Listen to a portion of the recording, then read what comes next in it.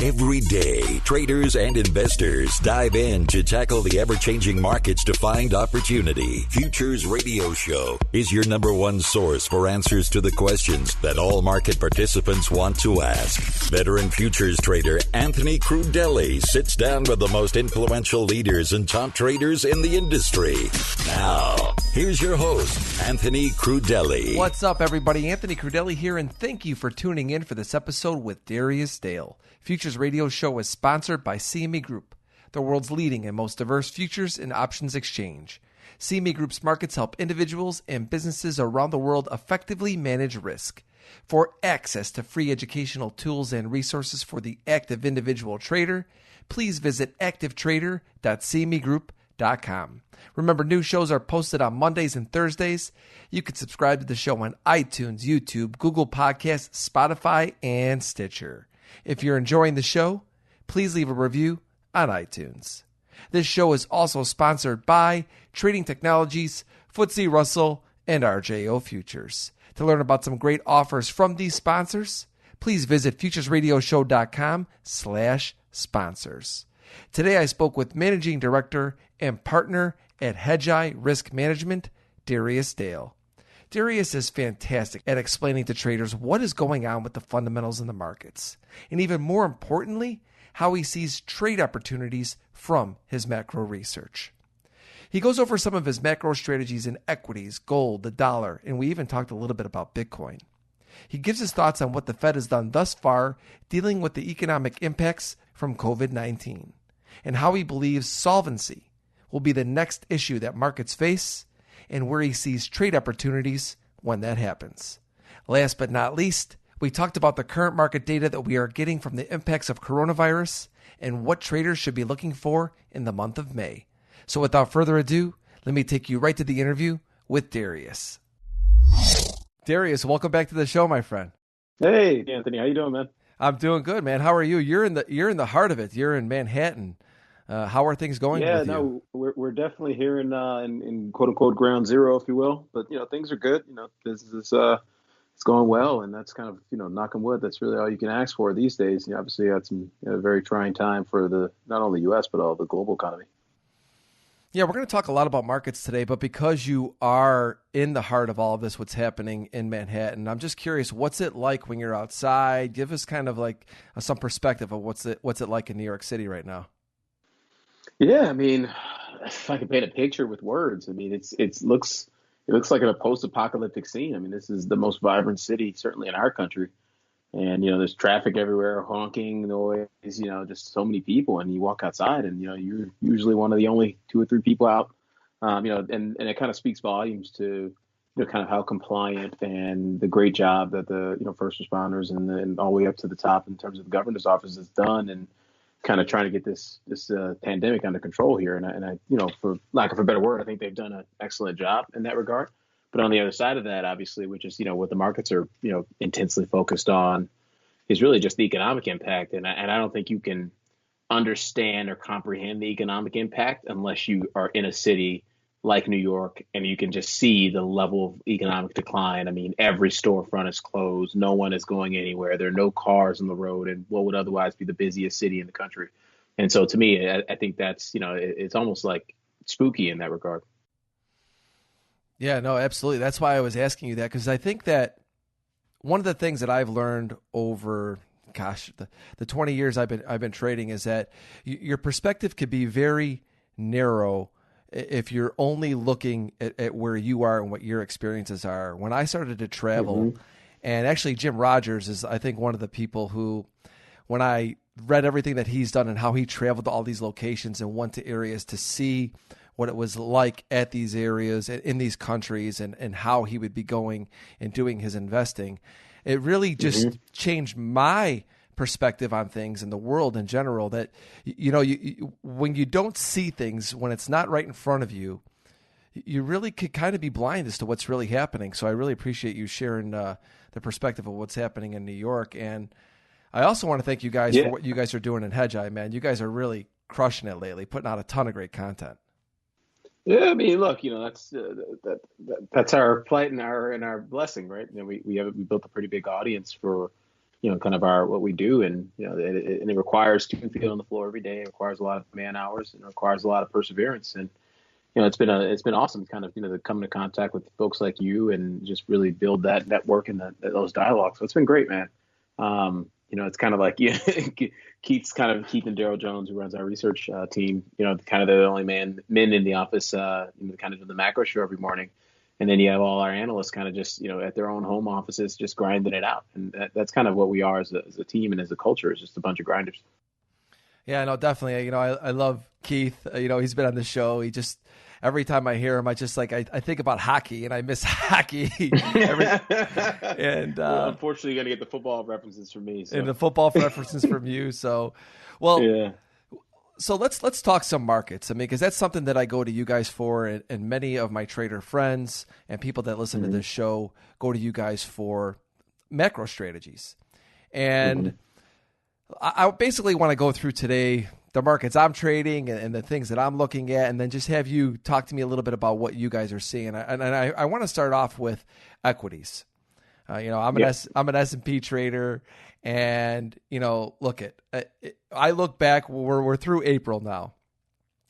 No way did I expect April to be what it was. We made the lows near the beginning of the month, and then rallied all the way back up to 29.60 something in the E-Minis, and now we've come off a little bit here in May.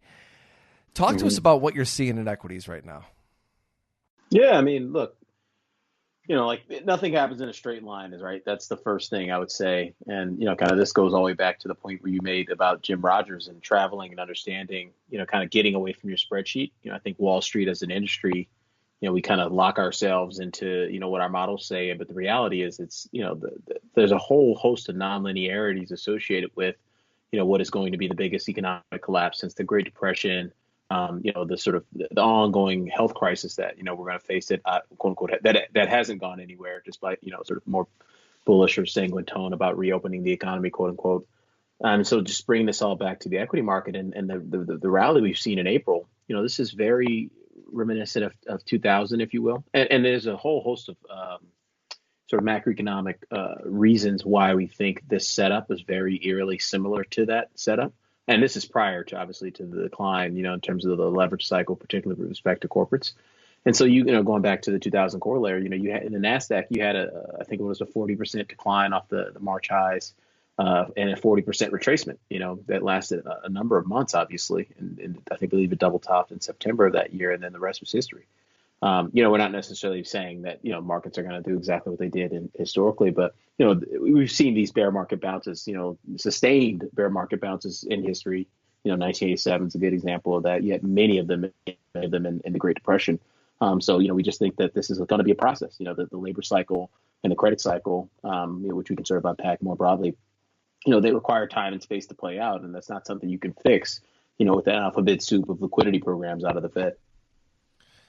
So one thing I want to talk about is how we navigate through the markets during these times, because you say this is going to be the greatest economic collapse. I'm not sure if that's the exact words that you used, since, or economic damage. Oh yeah, it is collapse. Yeah, collapse. Since it's the biggest collapse since the Great Depression. And so you guys talk a lot about how to go about executing your trades during this time. And now we come through April. Let's move forward into May. What are your thoughts about how, specifically the equities we're talking right now, S&P, NASDAQ, Russell, Dow traders? What are we looking for this month? Maybe you want to give us either you're looking at some technicals. I know you guys focus a lot on macro to navigate our trading through May. Yeah. So, from the perspective of our market signals, Keith runs this price volume volatility model for every security and asset class in the world, certainly all the major ones.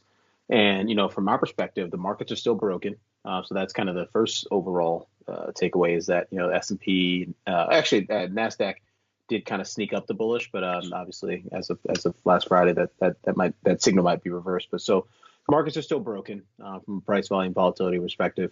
Only a certain number of sectors actually look good from that lens as well. That's consumer staples, that's healthcare, and tech. We wouldn't necessarily chase the more parts of tech, but I think it's less of in terms of looking forward, it's less of a sector call. When you're in what we call deep quad four, and we have a very quantitatively oriented macroeconomic framework that we use to sort of guide and orient our asset allocation and portfolio construction. When you're in these types of environments, what we call deep quad four, that's where growth and inflation are slowing sharply, typically in and around recession. It's less about sector picking and it's more about the style factor characteristics of the securities that you're long.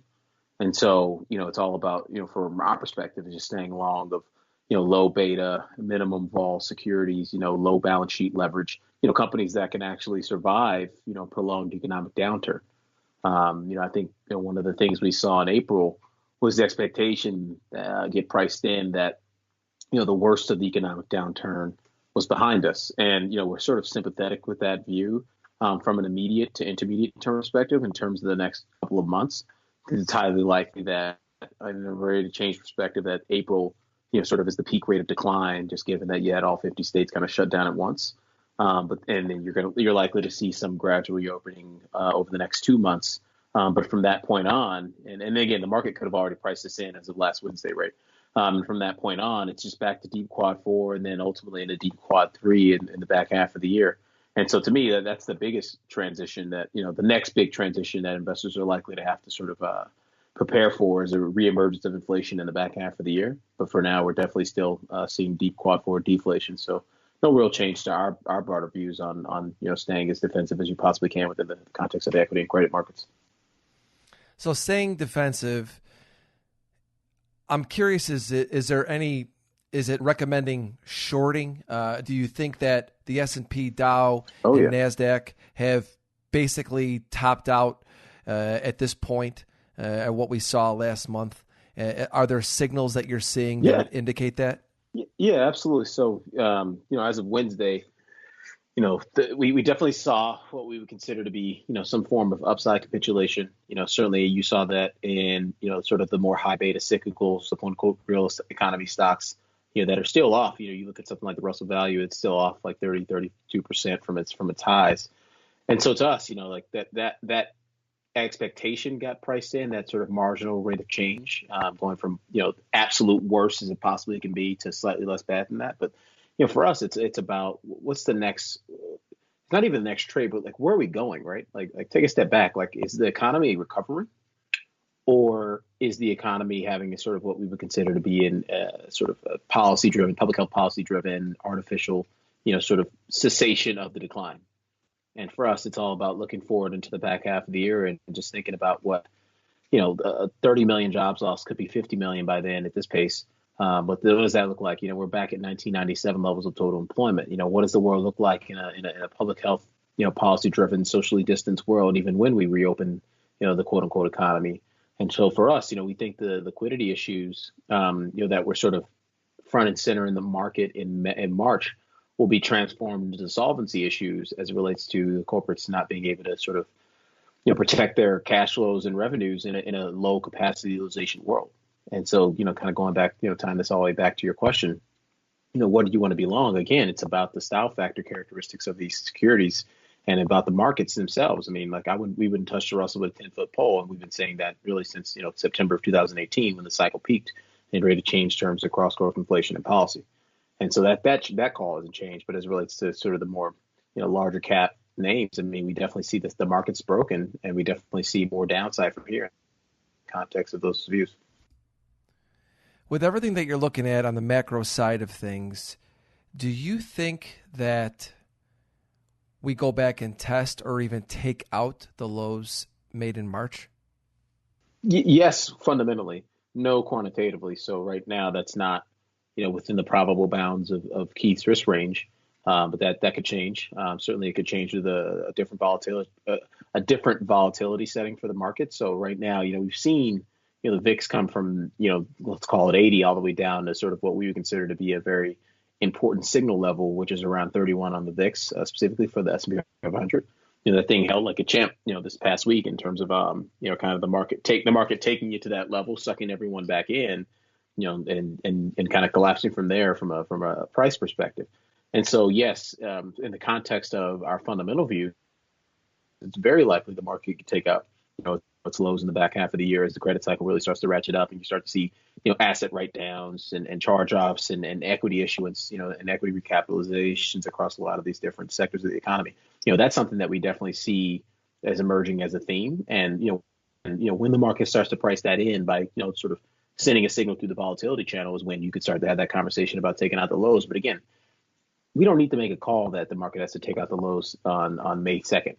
I think the call on May 2nd headed into next week is, did you appropriately position for, the market to continue declining? And B, did you appropriately position yourself out of all the things that consensus was forced to chase, over the last couple of weeks?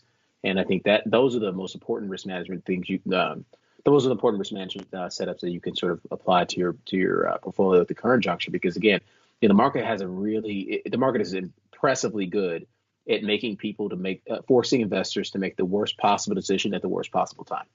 And I think at the highs of Wednesday, a lot of people bought into this sort of cyclical recovery narrative, or this V-shaped recovery narrative that's being propagated around by Wall Street and these analysts and PMs that have these Excel-based, linear frameworks around how the economy works. And the reality is the world is a lot more nonlinear, as we've learned, and we're likely to continue learning as we progress throughout the year. Hey everybody, a quick pause here to talk about FTSE Russell. They are a leading global provider of benchmarks, analytics, and data solutions. The Russell 2000 Index is a key benchmark for small-cap U.S. stocks. Be sure to check out the E-Mini Russell 2000 Index Futures Contract, symbol RTY. For more information on FTSE Russell and their products, please visit FTSERussell.com. Couple things I want to talk about that I really love you said. First of all, I asked about the lows because I was just curious what you guys were thinking on really just the overall big picture. And you commented by saying, the call on May 2nd for now is really just comes down to managing your risk. And as traders, we have to trade the journey, Bingo. Right? I mean, we have to trade the journey.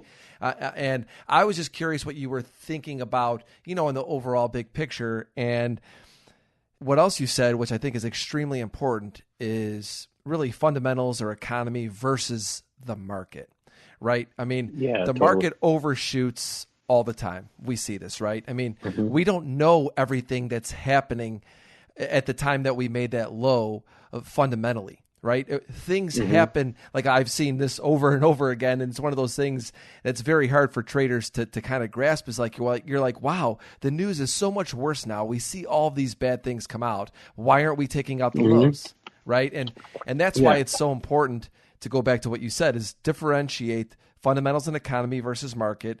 And risk management, just trade the journey, man. Focus on that. What's happening right now is all we, is what we need to be focused on. Yeah, totally. And I think that's you hit the nail on the head. It's about trading the journey and appropriately being risk managed. So like, that's how we think about the world more broadly.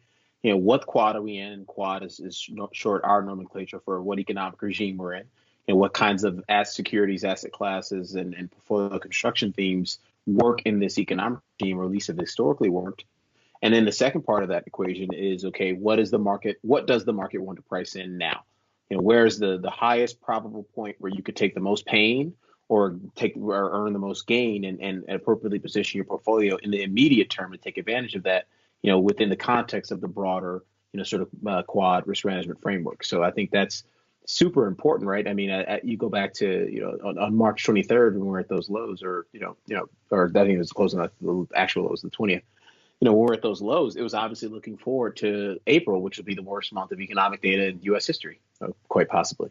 And then obviously April, the market in April is looking forward to May, where you're going to have, let's call it half of the states quote unquote reopen. So there's a delta positive change in economic activity.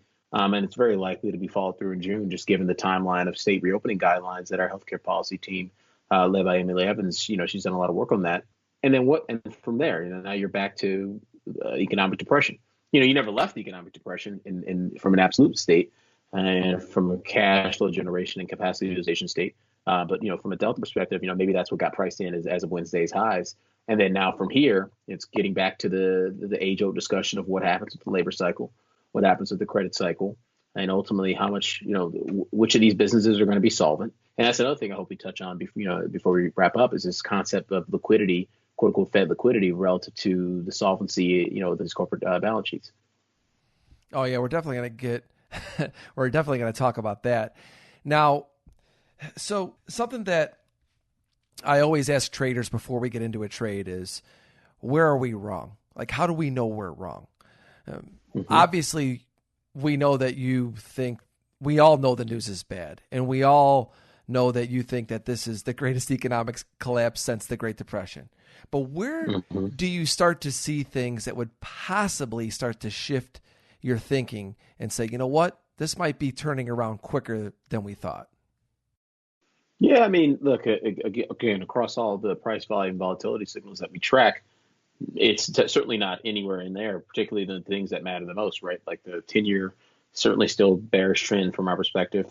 The dollar still bullish trend. Gold is obviously still bullish trend. Crude oil still bearish trend. Copper still bearish trend. You look at broader equities, they're still bearish. You look at break evens. All these things are sending signals that we haven't left the woods. Now, the equity market, because of liquidity, technical, and flow dynamics, and I lump sort of spread products in the credit market is in there as well. They can oscillate and overshoot in the immediate term, because of the sort of liquidity, the technicals, and what we would passionately term as the machine, which is the systematic, trend-based strategies, the CTAs, the quants, and other rules-based risk management frameworks that are, kind of catalyzing a large chunk of equity market volatility on any given day. That stuff can cause what you see on your screen as quote unquote price to overshoot. But from the perspective of the volatility regimes that we're in across all of these different asset markets and asset classes, nothing has changed. Nothing has changed from the perspective of how that interrelates to, our fundamental views. The whole point of having that framework, just kind of to get back to your original question, how you can be wrong is by not waking up every day and scoring everything. That's kind of, our job as a team. Keith's, running that price, volume, volatility framework relative to all these different securities and asset classes. And, I'm running the, quote unquote macro framework relative to all these different economies. And obviously the U.S. economy is a big focus.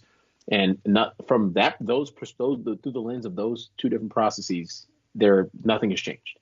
So it's really just about, position sizing then and being nimble on the short side and booking gains and, taking advantage of those things when the market is, quote unquote, technically going against you in April, like it did relative to your fundamental view. Absolutely. We talk about this all the time as traders. You have to stick to your process. You have to have a process. And every day we're getting more information as markets move, as things change. And it's just about dissecting that information and going, what's next? And so we'll be sure to stay tuned to what it is that you guys are posting and putting out there for what you think will happen next. Now, you mentioned the Fed. So let's just go to the Fed. What are your thoughts on what the Fed has done thus far? Yeah, the Fed has been very aggressive, obviously. We've never, I don't think I need to tell anyone that the Fed is being very aggressive. And the reality is that the Fed is doing what it can through the channels that it's been provided with to sort of address the crisis. And in this stage of the crisis, what the Fed did is effective. The Fed effectively put a backstop under the credit markets and said, we're not going to allow someone to go bankrupt as a function of their inability to access the credit market. And so through its Main Street lending program, through its credit easing, obviously through, GUGOBs, the quantitative easing and the balance sheet expansion, that is effectively, the signal that it sent to asset markets. And it's been effective thus far, or at least, semi-effective. We're obviously not back at the highs, and high yield OAS is still, about 750 over. So it's not exactly like they fixed anything, but they put a backstop in that made things stop getting worse at an accelerating rate. So that's, golf clap for them for that. The reality is the longer we stay in a situation where capacity utilization in the economy, particularly the consumer facing economy, of which is, 2/3 of the total U.S. economy, if not more, as long as we stay in a situation where capacity utilization is depressed their liquidity provision will be rendered useless at some point in the back half of the year. And again, it takes time, for the labor cycle to really impact consumer credit. It takes time for capacity utilization, depressed capacity utilization, to really impact corporate credit and corporate cash flows. This stuff needs to accumulate. And by our math, it suggests that, by the time you're in the second half of the third quarter, relative to where all this mess began, liquidity won't be the issue. It'll be solvency will be the issue by that point. And And so, the government's doing its best to patch income holes. But the reality is, if you have a levered balance sheet or you're a levered, consumer, patching income holes is not what you need. If you have, a spread product, as the sort of, if your liability is on the other side of a spread product, right? Like you need to be able to generate income to actually service that debt. So, that's to us, we definitely see these things, accumulating in the background. If you look at loan forbearance for credit card and auto and mortgages, and obviously look at, corporations, opting out of paying their rents and things of that nature. So, all this stuff is just accumulating in the background while we sort of sit here and talk about markets, which it's our job as traders. Yeah, no doubt. And you said that solvency will be the issue going forward. So what are the trades that come of that? If that's what happens, what markets are you looking at for trade opportunities when solvency becomes an issue? Oh, so this is a perfect question because, we take a lot of heat on Twitter for not kind of abandoning our process whenever the Fed opens its mouth or whenever, you get a Fed head tweeting or talking at some conference, just, not jumping out the window to lever up and buy the SPY. But the reality is if all you did was buy the SPY when the Fed does these things, you're dramatically underperforming the things that actually work. If you had a process to front run, the Fed, everyone says don't fight the Fed. We say we completely agree. We say 2 thumbs up to that. We agree. We would actually take it a step further and say don't not just not fight the Fed. You'd actually be better off front running the Fed. If you know that the Fed is going to see these data and respond with incremental aggression as it relates to their balance sheet and their forward guidance, then you should be long treasuries. You should be long the gold, and you should be long the things that take advantage of the Fed's being more aggressive. You look at the return in something like treasuries and gold. Since the cycle peaked back in 3Q18 is up, 40, 50%, on both of those, up over 50% actually for both of those assets. You look at something like the SPY, which is basically flat since then. So again, it's all about having a process to beat the central bank to where the puck is going. You got to skate to where the puck's going, not talk about what they just did. So those trades are long treasuries, long gold. Yeah. Absolutely. I mean, it's within the context of your risk management framework. I mean, Sure. Gold, and particularly some of these large cap gold miners. I mean, they have some of the best price volume volatility characteristics in all of global macro. I mean, you look at something like Barrick Gold or Franco Nevada. I mean, those charts look bulletproof. You would swear that they were developing a drug to combat coronavirus. As opposed to pulling shiny rocks out of the ground. Well, I was going to ask you about gold today. So obviously it sounds as though you are bullish gold. Mm-hmm. Talk to us a little bit more about what you're currently seeing right now and with your risk management tools in gold. Yeah, so risk management is a great way to characterize that question because and to be clear, we've been long gold, since the end of September of 2018. So it's not a new position for us. So for us, it's all about, risk managing the kind of quote unquote the path there. And really as an investor in gold, particularly one with a big position, your biggest fear is a sustained rise in real interest rates. You saw a backup in real interest rates last week. The 10-year note was up 9 basis points, and that obviously catalyzed the pullback in gold prices. But again, do you have a view, or do you have a framework, or is there something about the economy that could change the shape and the pace of real interest rates from a sustained perspective? And the answer is no on both fronts. We have the world going from deep quad 3 to effectively deep quad 4, or deep quad 4 currently. In the second quarter to effectively deep quad 3 for the back half of the year into the early part of 2021. And the reality is real interest rates should sustainably decline in both of those frameworks. And so if that's the case, then it's very likely that gold continues to make higher highs. It's very likely that it's very likely that you'll continue to have opportunities to accumulate larger and larger positions in that asset class, as opposed to sort of having to freak out whenever it has these pullbacks. A question I constantly get is, what platform do I use to trade futures? Well, I use TT. They are the world's fastest commercially available futures trading platform. Now they have integrated tools for advanced options trading, cryptocurrencies, and trade surveillance. You could try it now for free at tryttnow.com. That brings me to the dollar next, because when you even look at gold and the dollar over the last week or so, they've really been moving together. And I heard you already say that you are bullish the dollar as well. Maybe clarify that if I'm wrong. But so what are your thoughts on the dollar right now? Yeah, so I mean, when you're in quad 4, again, quad 4 is when growth and inflation are slowing at the same time. particularly deep quad 4, the dollar tends to rise. I mean, there's a whole host of reasons why, the dollar is a sort of quote unquote risk off currency, not the least of which that is the reserve currency. And the fact that the whole world is short dollars from the perspective of, dollar denominated assets, and the what do we call what science or economists like myself call the cross currency funding gap. There's just not enough dollar based liabilities, ex US relative to the total amount of dollar denominated credit. And so, non-bank lenders in the global offshore dollar markets are constantly short of dollars in terms of their ability to sort of finance the asset sides of their portfolio. And so whenever you get into these volatility events, in financial markets, and they tend to be concentrated in quad 4, not only with the U.S., but also with the global economy, that's when the dollar tends to rise. And so we've been bullish on the dollar. We definitely think the dollar, the price volume volatility characteristics, would support remaining long the dollar. The only thing about the dollar relative to gold and where they could start to stop trading up together in kind is really about this quad 3 transition. We would expect the dollar at some point in the second quarter to sort of put in its highs and start to potentially fade as we get into the back half of the year with the reemergence of inflation. But that's not a trade, we would put it on today. Yeah, that's something I read about and hear about from a lot of macro people I follow is bullish dollar in the short term, but bearish dollar in the long term. Yeah, I mean, you hear that, and we just don't have a lot of room in our framework for kind of these long-term thematic-based discretionary macro type things. I mean, it's just not what we do, right? I mean, you would get crushed on the buy side with this kind of, longer-term frameworks. And so, a lot of what we come, a lot of this process is born out of the, buy side process, in Keith's background. And so the reality is no matter what you think about, these longer term topics of MMT or any of that, none of that stuff matters. What really matters now is what quad regime are you in?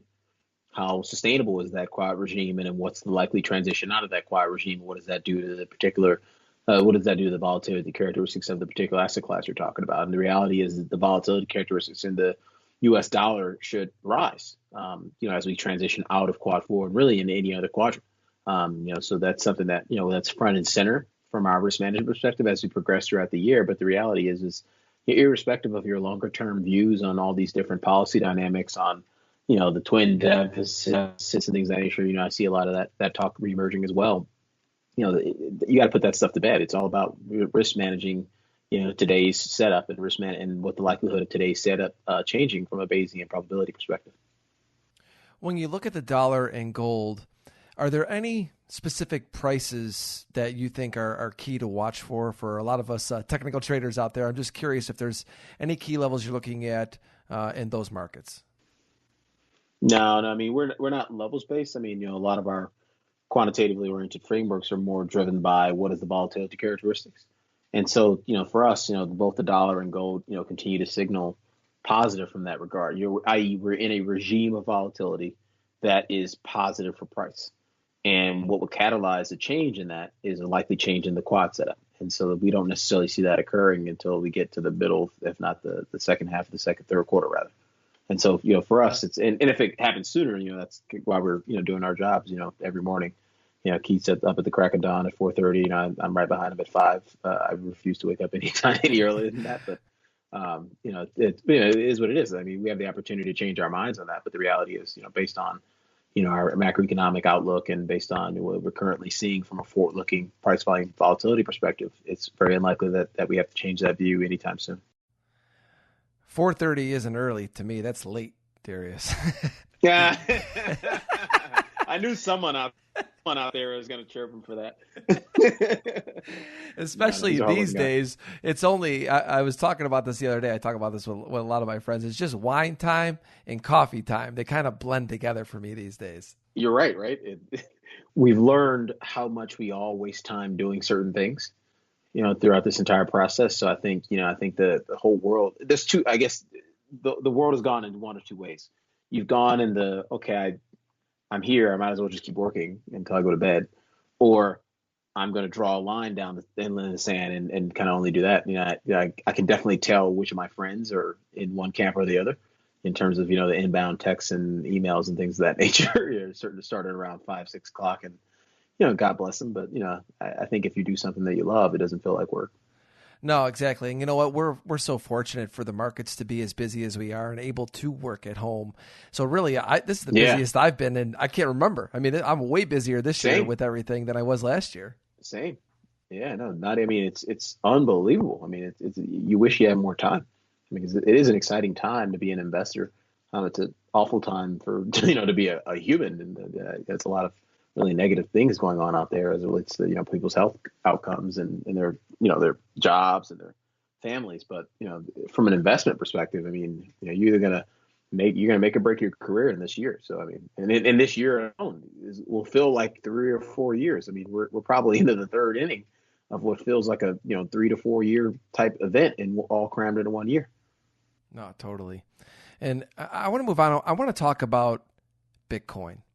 And I think this is kind of a make it or break it year for Bitcoin. It's kind of just my opinion on this, because I feel like if it doesn't go up now, I guess I just don't know what other reasons or time to where Bitcoin would have reasons to go up. And it's just my 2 cents. I'm just curious, what are your thoughts on Bitcoin? Yeah, well, I mean, I think people think that Bitcoin is a currency, and it's not, right? It's a commodity.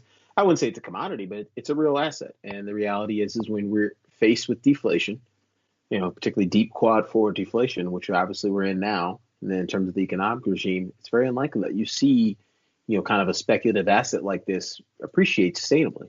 Where I would expect Bitcoin to go up is when we see a breaking of the greenback, likely in the second half of the year.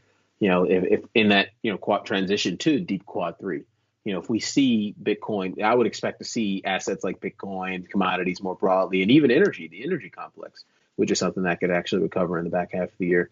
If Bitcoin doesn't go up, then I'd be completely worried about it. But, I'm a self-proclaimed novice as it relates to, a lot of the, the technology and the narratives driving this market. But, the reality is I think about, Bitcoin the same way I would think about, investing in coffee or cocoa futures. To me, it's all the same thing. It's what is my longer term, what's my cyclical and structural view on the dollar? If my cyclical structural view on the dollar are negative, then I want to be long these types of assets. And if it's positive, I want to be, short these types of assets. So right now I'm bullish dollar. So we would naturally be bearish Bitcoin as a function of that. So something else I want to pick your brain about is all the data coming out going forward. Now, look, we all know the data that's coming out is bad, but now the data numbers are so big that I think it's so challenging for a trader to look at a 3.5 million jobless claims that comes out 3.8. Like, how much worse is that? I mean, it's hard to put perspective as to the data right now and its impact on the market. How are you guys looking at the data, digesting it, and kind of just, I guess, making sense of it as to where we are with everything? Talk to us a little bit about that. Yeah, I mean, that's the hallmark of the fundamental process that I run here at Hedge. It's we do everything with sophisticated computer algorithms. So we have a nowcast model for every country in the world. The U.S. specifically has 30 features in the nowcast, and they all coalesce to form a singular view on what economic activity is. And for something like jobless claims, and the initial claims are now the third ranked feature in our nowcast model, because it dynamically retrains itself and reweights itself every quarter, in terms of its marginal impact on producing the rate of change of GDP. And so now it's continuing claims number one and jobless claims number three. So we're getting a huge signal from that particular feature. And so going back to how should you contextualize this, if you slice and dice it from a monthly perspective, as I mentioned earlier, it's very likely that you see the rate of change turn positive, because again, jobless claims peaked a few weeks ago. And have been coming down in rate of change terms, but obviously, 3 to 5 million jobless claims in any given week is well beyond the what we've seen historically, by orders of magnitude. I mean, the jobless claims chart is no longer a chart. You either have to start it now and kind of look at it on a 1 year basis, or you look at it prior to 2020, because again, the numbers we're seeing now and the job loss accumulation that we're currently undergoing it's not even on the same scale relative to '08 or relative to any other deep downturn that we've seen since the beginning of that data set, I think, which starts in 1967. And so, kind of going back to your question on how to contextualize it all, if you have a data-driven risk management framework, that back tests well like ours does, you can trust it. And right now we trust that we're still in deep quad 4. And right now we trust that it's very likely to shift us to, deep quad 3 by the time we get into the back half of the year. But, that doesn't mean that, May and June don't look optically better like they have, in something like jobless claims, because they will. It's not like you're going to continue to accumulate 6, 7, 8, 9 million, job losses every week. At some point that slows down, but that doesn't mean the economy's healing. Yeah, that's exactly my point, because what's going to happen is you have these big spikes, and then all of a sudden we're going to have it to where basically everybody's filed for unemployment and the jobless claims numbers are going to drop substantially. And then I think, some people are going to say, is that a positive? Putting it all into context to me, it's very difficult because it's overwhelming. It's overwhelming with this because this is something that we've never seen before. And when you guys are looking at all the data, I know that you guys have your systems and, like you said, your process for everything. But right now, how much of the data that you're looking at does it really matter, right? I mean, because I look at this as such an extraordinary times that do we have to wait a month or two or maybe less, I don't know, whatever that time frame would be, to where you could start looking at it and saying, here's the real damage? Or are you actually able to digest of what's happening now and say, okay, we could kind of see where this is going or what the future is? Yeah, no, it definitely matters because every incremental piece of data, to the extent it backtests and it's a relevant economic time series, it does. It allows you to sort of update your Bayesian prior to a posterior, probability range of probable outcomes.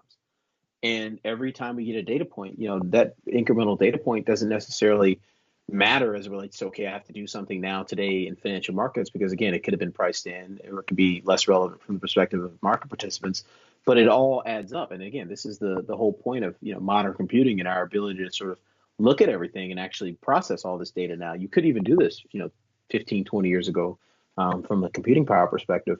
It's now, we now are in a position to take these data and update our views in real time. And so I think it's something like Wednesday or, Thursday's, personal consumption expenditures report. So obviously it was a March data point and it was backward looking, but there was some forward looking data in there in terms that sort of reaffirmed our sort of forward-looking outlook, or at least a tenet of that forward-looking outlook. And particularly, you had real PC growth crash, from up 3.2% to down 5% on a year-over-year basis. So that was the worst monthly print we've ever seen on a year-over-year basis. But that wasn't really the news. The news was the fact that you saw the personal savings rate gap up from 8% to 13.10% or 13.1%. And so to me, one of the things we've been talking about internally and sort of, in our external communication, with subscribers and clients, is the fact that you could have a sustained, prolonged retrenchment in the consumer sector, that's a function of sort of balance sheet repair processes, that lasts a lot longer than anything we've seen. So we've just exited the longest economic expansion ever. I mean, my entire generation, I'm a millennial, an old millennial, but a millennial, has never seen a labor cycle. I mean, like I started in this business, back in 2009 at the trough of the previous labor cycle. And so anyone my age or younger, and I'm not exactly a spring chicken, anymore, has never seen this. No one's ever had to save for a rainy day. It's been a really long time. So, and even on that point, like 79% or sorry, not 79%, I'm speaking out of turn, 50%, over 50% of U.S. Households have no savings. I mean, it's yes, and 55% of small businesses, effectively don't have enough money to get past a 1 to 2 to 3 month shutdown. And so I think the fiscal policymakers are well aware of these dynamics, these sort of pro-cyclical behaviors in terms of how people's expectations on their ability to repay leverage, how much leverage they should take on. Clearly this was a quote unquote black swan event as it relates to the catalyst for all this. But the preconditions were there for this to be a lot worse in terms of how much leverage, certain parts of the consumer sector had taken on, how much leverage the overall corporate sector had taken on, so that, the preconditions were there for this to be a lot worse and more prolonged than I think a lot of investors are kind of hoping it will be. Hey, everybody, I want to take a quick pause and talk about RJO Futures. They are a long-standing brokerage firm with personal broker relationships to learn, discuss, and trade the futures markets. To learn more about RJO Futures, please visit rjofutures.com. Last question before I let you go. We're recording May 2nd. Hopefully this comes out tonight or tomorrow before the Sunday Open. Talk to us about some of the things we should be focusing on, whether it's data points, markets, anything that you're looking at for the week ahead and actually for the month ahead of May. Yeah, obviously. So, you're going to get the PMI data.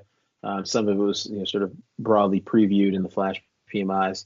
But the thing you sort of should be the thing that an investor should be eyeing in those data sets is, what does it look like from a diffusion index perspective? So I think a lot of people kind of overweight PMIs in their framework, and for our framework, our models are dynamically trained every quarter in terms of their marginal impact for GDP, and something like the PMI, I believe it's only the 18th or 19th ranked feature. Oh, it's only the 21st ranked feature in our nowcast on the manufacturer PMI. So, I do want to call these out because I think there's a bear trap setting up for a lot of investors.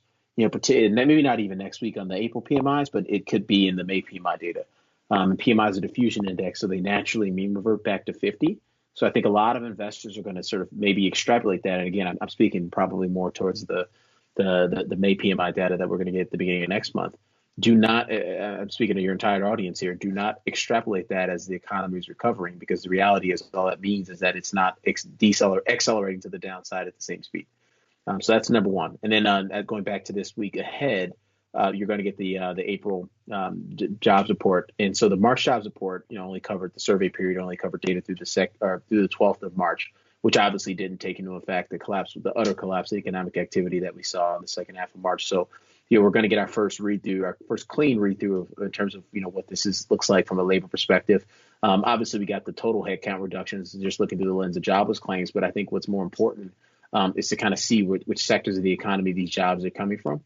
Because, one of these sort of idiosyncratic, awkward things that we're picking up on is that now, because of the scope and size of unemployment insurance, in terms of the CARES Act expanding that program, basically the amount of income that you can generate from being unemployed is now kind of in the median across all industries in the U.S. So you might see this awkward dynamic where, folks are opting to not work and more importantly will opt to stay unemployed, at least through the expiration of that program, which expires in July. So, we're kind of setting ourselves up for a fiscal cliff, if you will, mid-year. I don't believe that we're going to have a fiscal cliff because I believe that the markets will force policymakers to do more. And this is another key, sort of tenet of our framework, macro framework is again, it's about front-running policymakers. If we know we're going to get a fiscal cliff and we know that the policymakers are going to find such an outcome untenable, then what has to happen in asset markets to get them to refocus refocus Congress, to get the Fed to sort of double down and triple down and quadruple down and do more?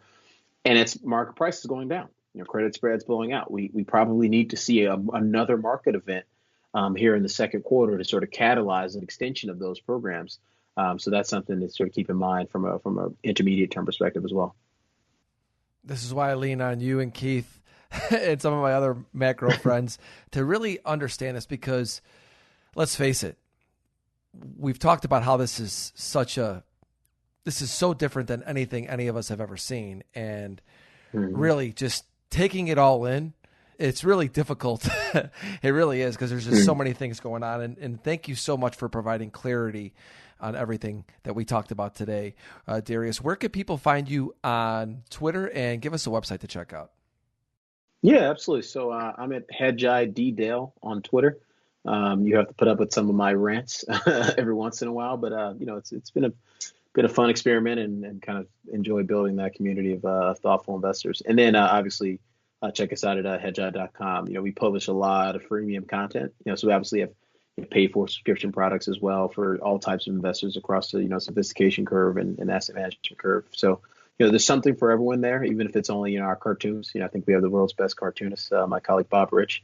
So we have a lot of content. So check us out, hedgeye.com. Yeah, I highly recommend everybody follow Darius on Twitter and check out the content that they put out at Hedgeye. I really enjoy it. And like I said, Darius, I can't thank you enough, man. You always provide such great insight every time we talk. Thank you so much, my friend. I wish you all the best with everything that's going on right now. Likewise, brother. You be good. Thank you for listening to Futures Radio Show. If you enjoyed the show, please leave a review on iTunes. You can listen to all of our episodes on futuresradioshow.com, iTunes, YouTube, Google Podcasts, Spotify, and Stitcher.